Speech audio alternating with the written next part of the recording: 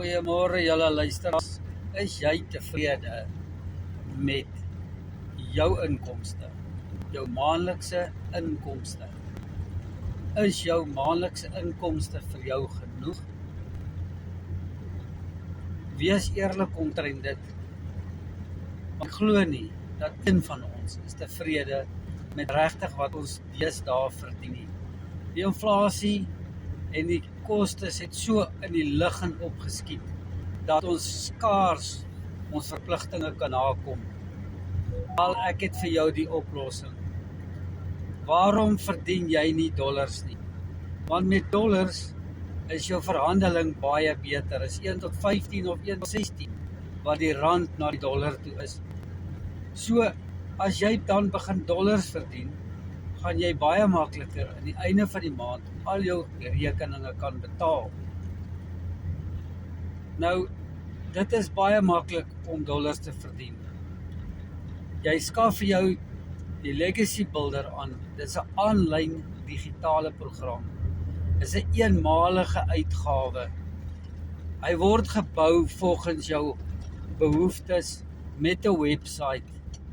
En ons het 'n A-span wat ons bystaan en ons elke stap vir stap verduidelik.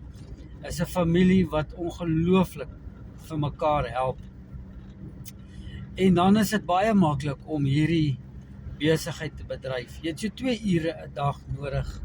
10 minute hier, 20 minute daar ensovoorts. En die pakkette is in die volgende opgedeel. Is $100 wat nie te duur is nie, $300, $600, $900 en $1,400. Nou, as jy die moontlikheid het om 'n groter pakket te koop, het jy ook meer moontlikhede wat jy met jou besigheid kan doen, sodat jy ook ander besigheid op jou website kan adverteer ensovoorts. Met hierdie kan jy dan dit herverkoop, waardeur jy dan master reselling rights ontvang. So dan kan jy dit verkoop vir 100% wins. En dit is baie lekker, want jy kry 100% wins. So as jy $900 pakket aangekoop het, verkoop jy hom oor en oor vir $900. En daar's 20 miljoen Suid-Afrikaans sprekendes wêreldwyd wat graag hierdie pakket by jou wil koop. So, ek gaan nou my gegevens hierbo sit en kyk gerus en doen navraag.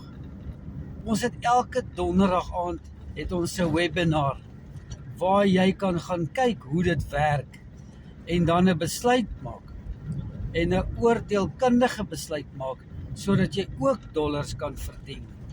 Dink net hoe lekker gaan dit wees om elke maand jou verpligtinge kan nakom sonder om te stres.